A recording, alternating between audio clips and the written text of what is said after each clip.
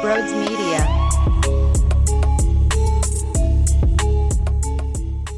What's happening, everyone? Before we talk about this game once again, if you are new to the channel, make sure you hit that subscribe button and the thumbs up button as well. Over on Twitter, we're running a giveaway at Brodes Media, pinned at the top of the profile, a Zach Ertz jersey on Wednesday. I will be selecting the winner through a random generator. So, retweet the tweet, hit the follow button. It's that simple, and you will be entered to win.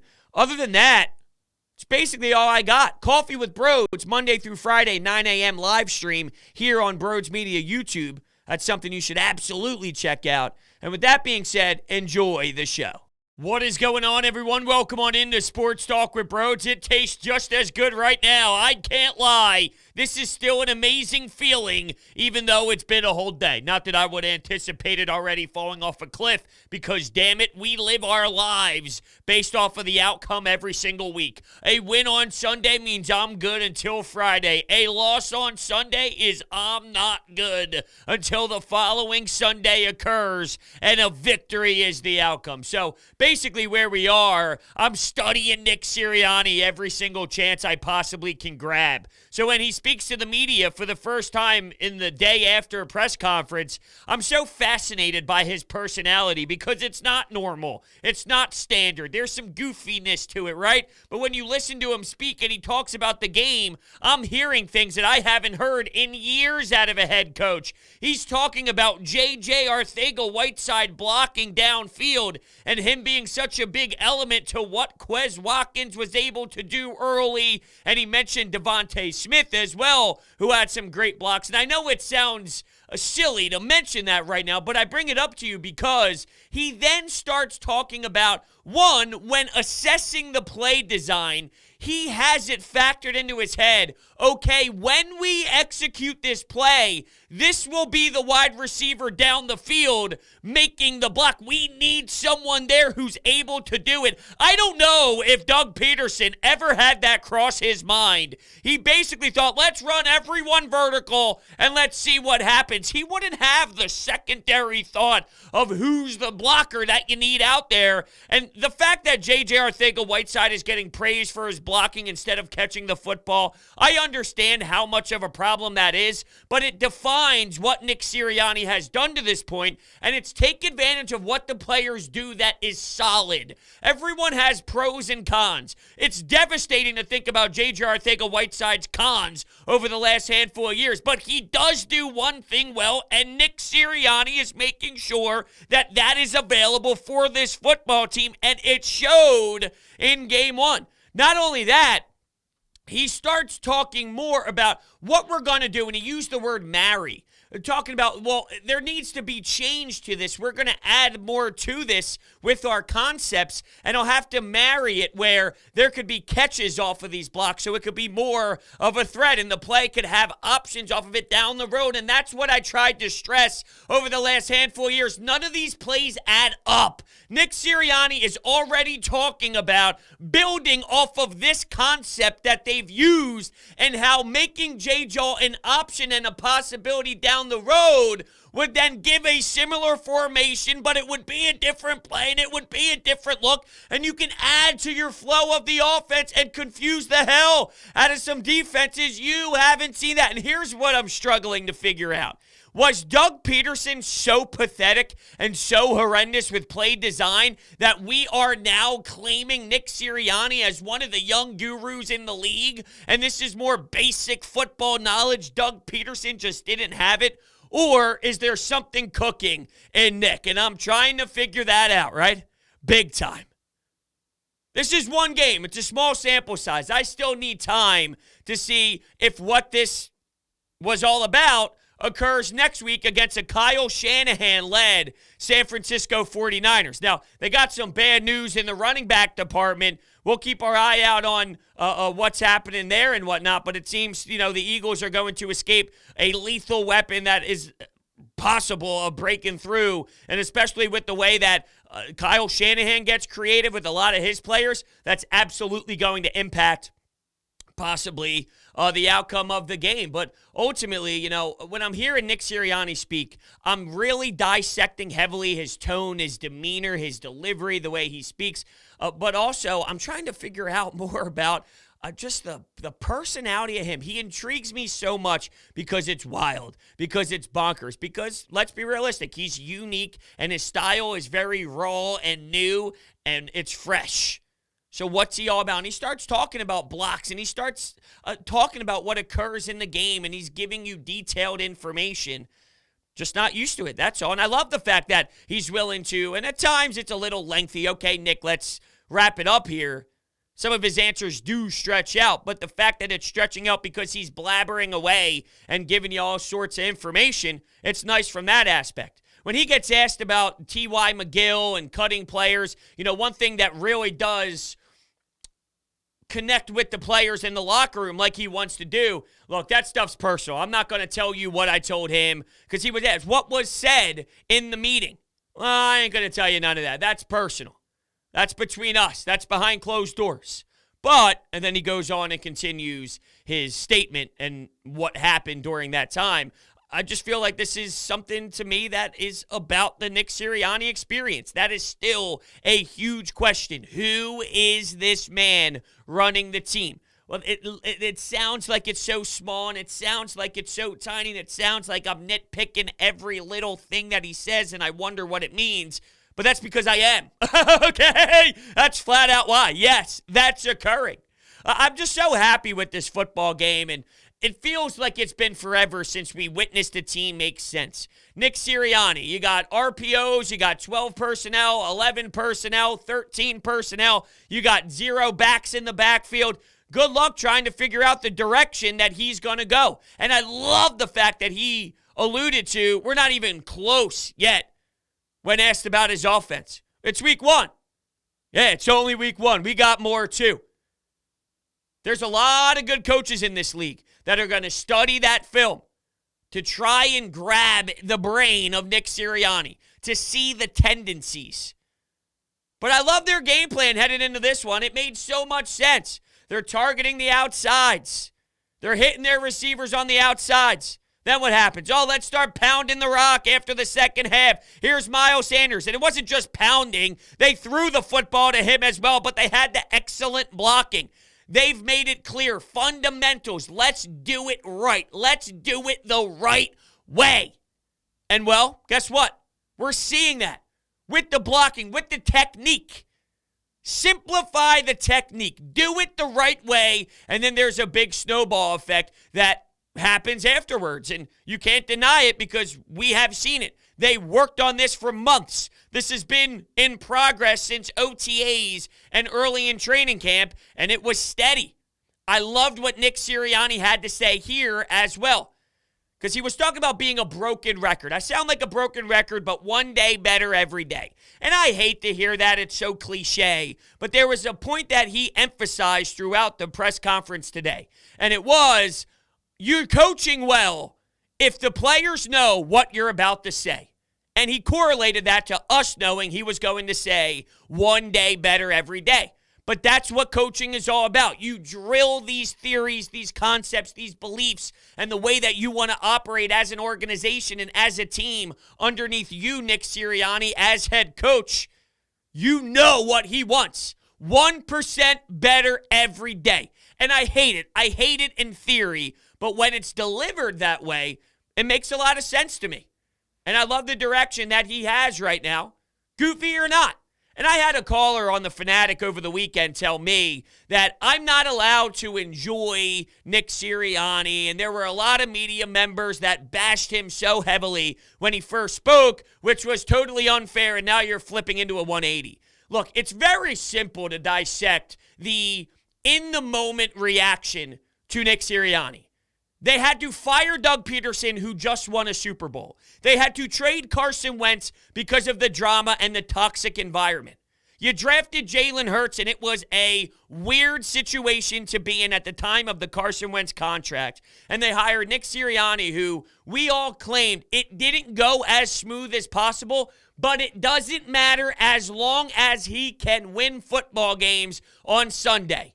the awkwardness and the human nature of being nervous in front of media members for the first time in Philadelphia coming from Indianapolis, it's okay to say, you know what, it wasn't that strong, and he did look a little nervous, and it didn't feel like he had confidence in what he was saying. And he's out there. It's okay to say that being a part of the equation as well, absolutely factored in.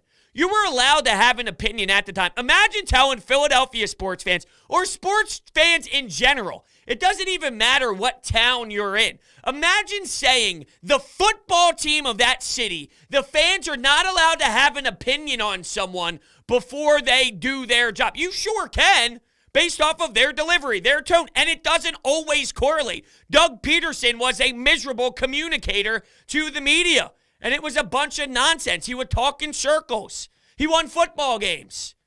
That's what matters at the end of the day. But to tell Philadelphia you're not allowed to say a damn word about the first reaction of seeing the head coach, that's ridiculous. It's not the end-all be-all, but you were allowed to have an opinion. It's foolish to think otherwise. What else was stated? The third down defense in the red zone.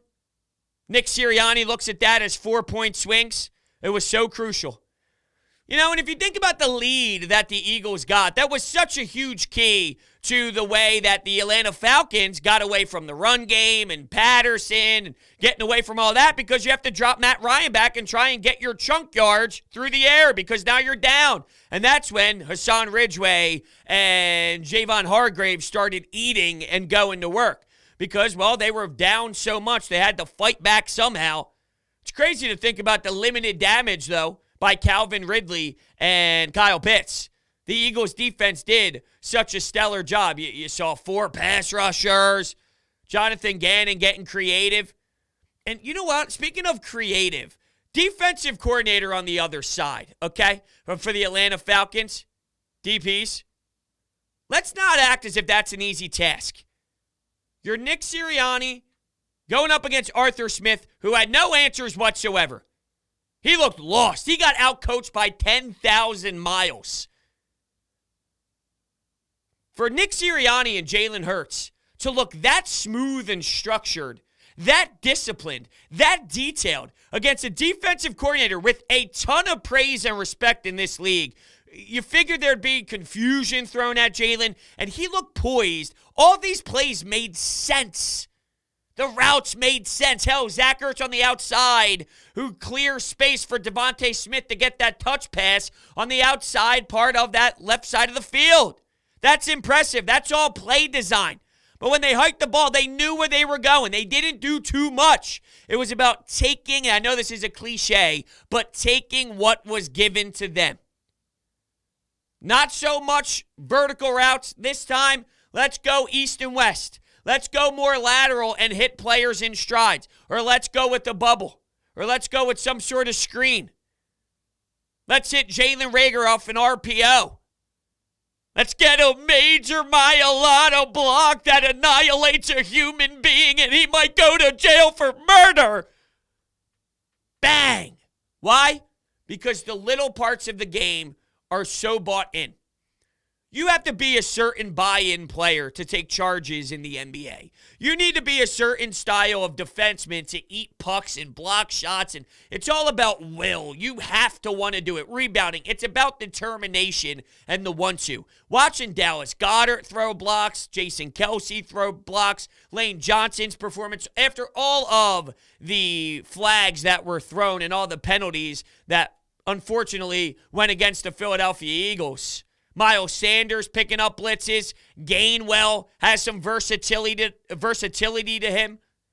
Can't wait to see how he grows and is groomed as a back. Boston Scott, 0 touches. I wonder, was that because they just had the flow of the game? Was it because maybe Boston Scott fell on the depth chart to 3? Or wait until Kyle Shanahan gets a look at Boston Scott for the first time this year under Nick Sirianni? It's a bit different. Is that an element of surprise? We're going to hold you back, Boston, because Kyle Shanahan comes to town week 2. I'm not saying that it's so predetermined to this level, but I wonder if Nick Sirianni utilizes this as an advantage when you head into a new week when San Francisco's flying to the East Coast.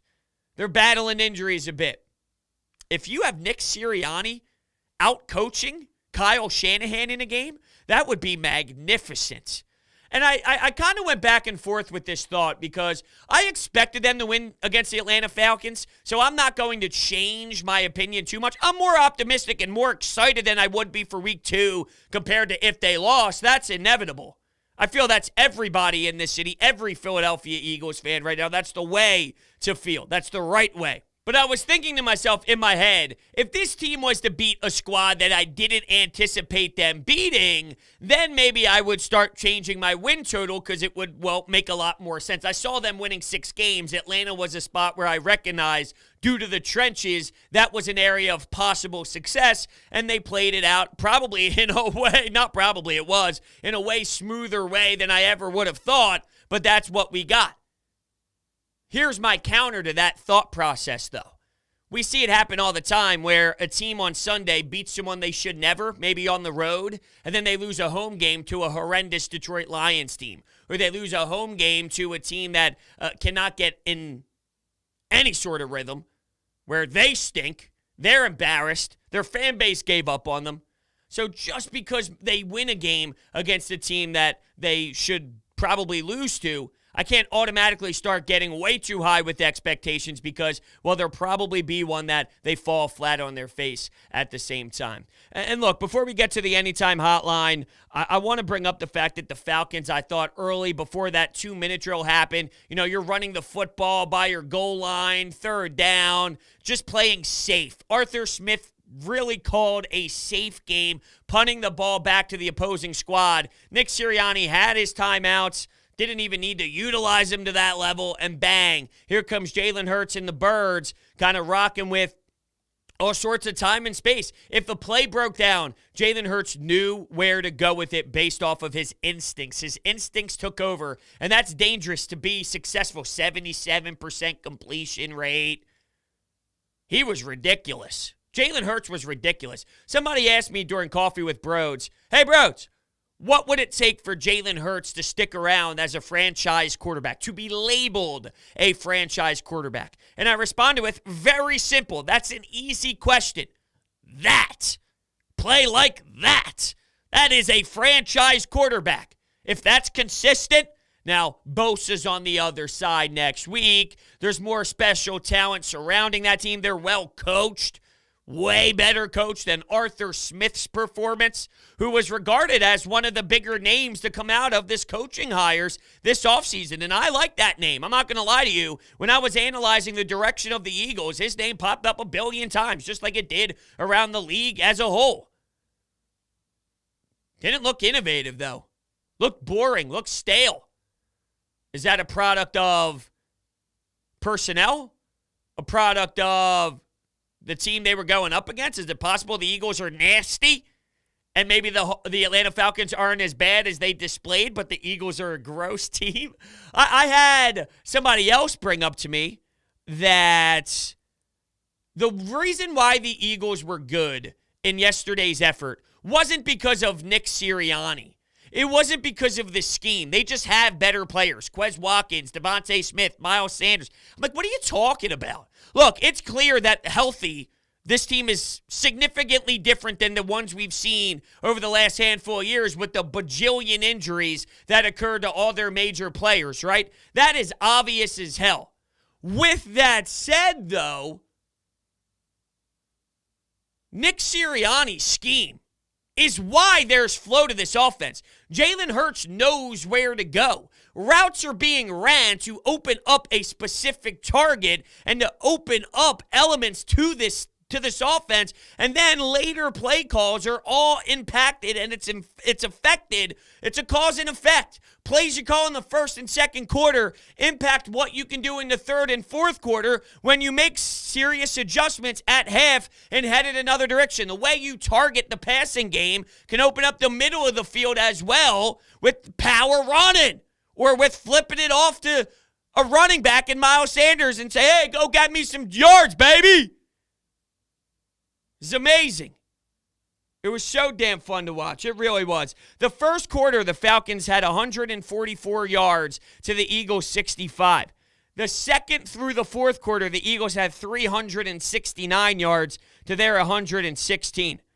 Would I like more shots downfield? Yeah, probably. And maybe that changes due to who they're playing against. Maybe they recognized with who the Atlanta Falcons were, this is a matchup-based scenario where we'll have the intermediate throws for Jalen Hurts. And I hate that I'm hearing, well, it's a game manager. That's all you got, a game manager. You don't have a guy, you have a game manager, if that's the case. If your teammates are doing all the work and you're just dunking it off to wide receivers, please. Did you see how in control he was? That's professional NFL quarterback play. That's what that was. Crazy. All sorts of reactions. It was all over the board. And we're going to hear some of them right now on the Anytime Hotline. Before we do that, the NFL is back, and DraftKings Sportsbook, an official sports betting partner of the NFL, is giving all new players a can't-miss offer for Week 2. Bet just $1 in any NFL game during the second week of the season and receive $200 in free bets instantly, no matter what. You heard right. DraftKings is giving all new players $200 in free bets instantly when you place a bet of $1 or more in any Week 2 game. Download the DraftKings Sportsbook app right now and use promo code Brodes to receive $200 in free bets when you place a $1 bet on any Week 2 game. That's promo code Brodes to get your free $200 in free bets instantly for a limited time. Only at DraftKings Sportsbook, an official sports betting partner of the NFL. Must be 21 or older. Pennsylvania only. New customers only. Restrictions apply. In partnership with Meadows Racetrack and Casino. See DraftKings.com/sportsbook for details. Gambling problem? Call 1-800-GAMBLER. Okay, we're going to get right on into it. Let's hear from you after the game. What up, Brodes? Man, this is a much definitely needed win to start off the season. It definitely was electrifying.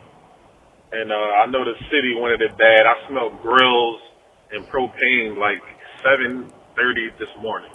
So I already know everybody was getting ready, getting fired up for the game. But we definitely needed this, and I didn't really go into it with high expectations. I expected a win, but I still kind of expected, obvious rookie mistakes from Jalen. But he outperformed that expectation, and I expected a little chemistry issues with the defensive line because we got a new defensive staff. But they did well as well. So I think it was a well-balanced game. Nothing was forced, and it just showed we was just patient, and all the players just looked energized and focused. No, absolutely. I think you said it perfectly there towards the end by just saying they looked in control. They were poised. It was a team that was prepared. They had all the details rocking in their brain.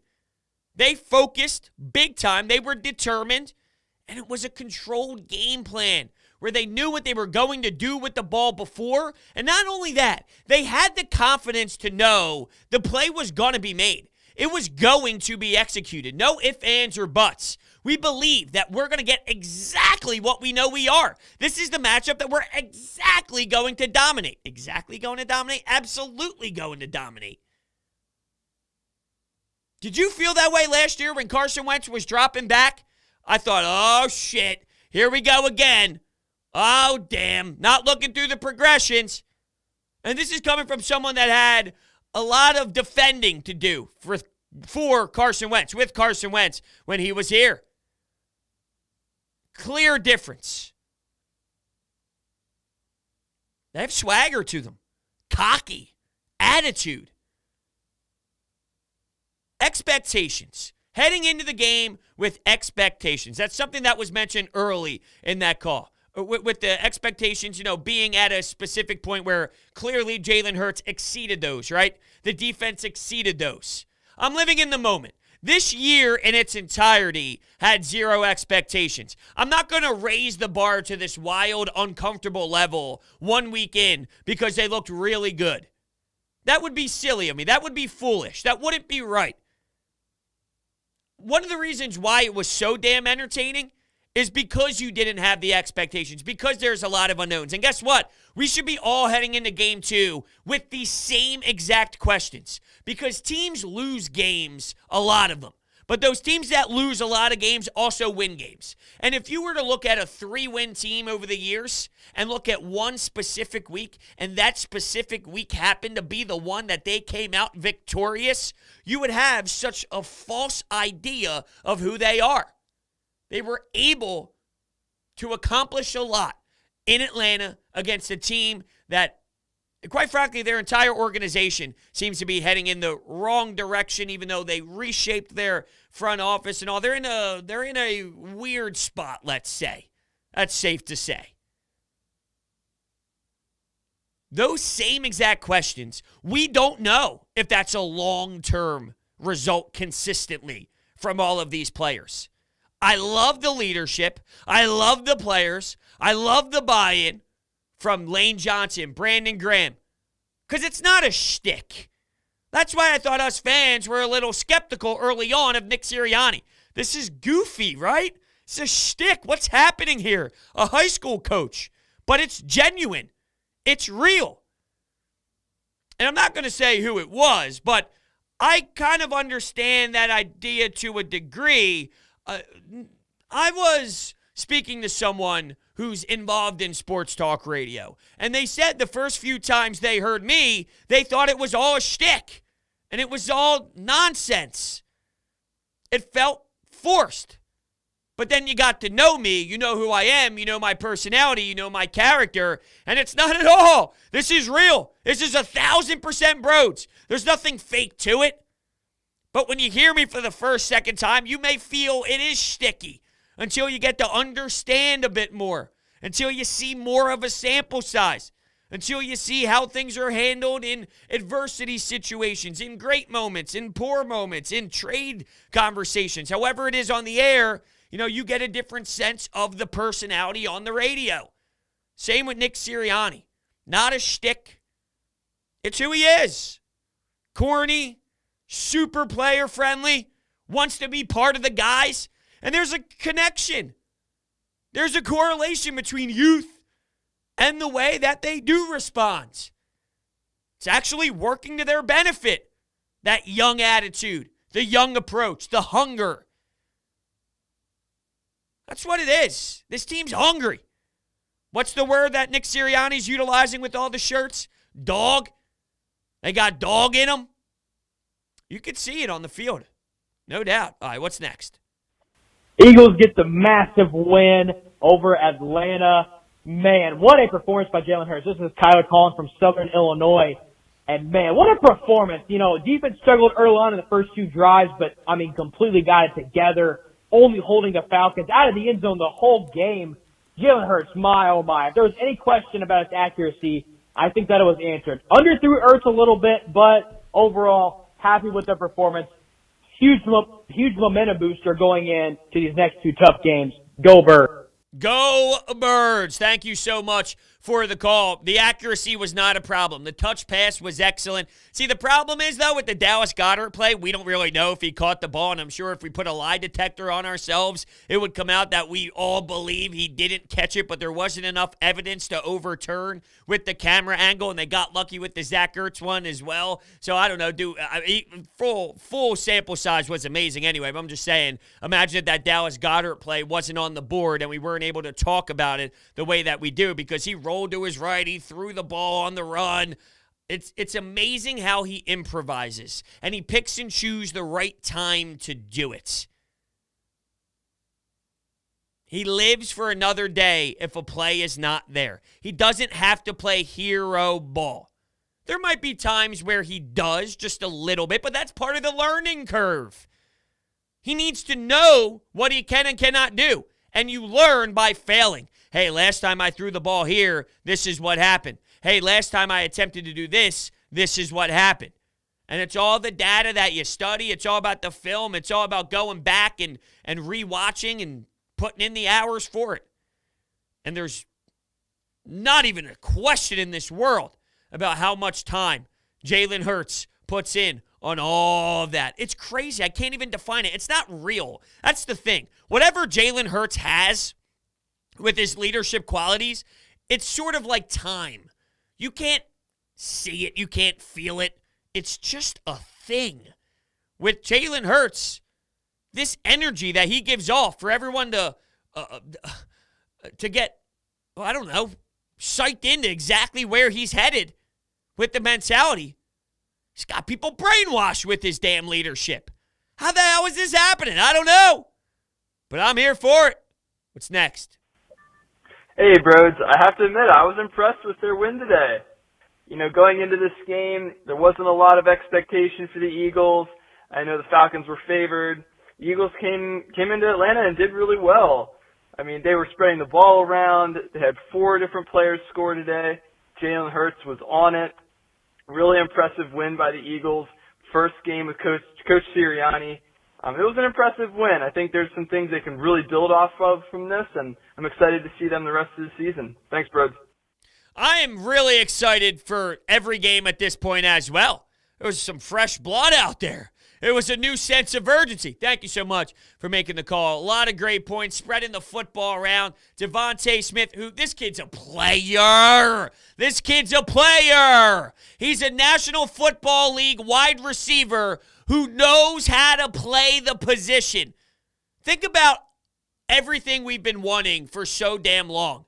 And when you see the accolades of a Heisman-winning trophy player and the season that he had last year and the damage he did in Alabama, the expectations for the individual as a whole, knowing that we need a receiver. We are desperate in that area. Did he look overwhelmed for 1 second? Did he ever look lost? He looked cool as can be. He looked calm. Just like Quez Watkins. Just like Jalen Rager. Just like anybody else out there. Cool and calm. And it starts with the leadership group. That's the head coach and that's the quarterback. I think they got a great balance right now, too. You know, I brought up Brandon Graham, Fletcher Cox, Javon Hargrave, Lane Johnson, Jason Kelsey. The combination between those who have been involved in a lot of locker rooms before, who've been around a lot of different quarterbacks, whether it's at the Pro Bowl, whether it's just knowing players around the league. You know, I'm sure that when you talk to Russell Wilson, if you're a player in this league and you don't play for Seattle and you speak to a Russell Wilson, you don't play for Green Bay, but you talk to an Aaron Rodgers, you talk to a Drew Brees, they give off this certain vibe. You know instantly the type of leader that they are. And maybe, you know, they saw a lack of certain areas with Carson Wentz, and they can see correlations between the way the best leaders operate in this league and a Jalen Hurts. And that's why these veterans, it's not the only reason, they're veterans and they would do it anyway because there's something about the makeup and the buildup of these players as a whole as it is. But there's a reason why there's an extra kick here. There's a reason why there's an extra sense here. Well, it's moving the rate that it is. While things are being said the way that they're being said about number 1. I almost said number 2. But no, that's Darius Slay now. And it's still throwing me off that number 2 and number 3 are defensively making tackles. It's so damn bizarre. Let's do one more. Hey, Goomba. You do great. I love your show. This is Paul calling from Georgia. I'm a Philly guy that's been stuck here for 50 fucking years. But I am so happy that the Birds look great. And let's go. Let's go, Birds. All right, thank you so much, man. I appreciate the call. Stuck in Georgia, tough spot to be sports-wise, but in general, from what I'm hearing, Atlanta's booming, and it's an awesome spot to go check out and to go. I guess there's a big difference, though, between visiting and living there, especially if you're a Philadelphia guy at heart and all you care about are the Eagles and these Philadelphia sports teams. So, you know, I could understand the frustration. At the same time, I'm sure it feels great being around town in your Jalen Hurts or DeVonta Smith or Miles Sanders jersey while these scrubs out there, although they'll probably hit you with, we don't care about the Falcons anyway. We only care about Georgia football and whatever. They'll sell you garbage because they're really upset inside. But here's what we know. The team played fantastic, and it's so much fun to think about the execution. Went back and rewatched the whole game. Amazing. I just keep going back to amazing, in control, determined, detailed. All on the same page. Fundamentals. All bought into the little things. There's a reason why we saw a 26-point win. There's a reason why we saw 32 points on the board. Crazy.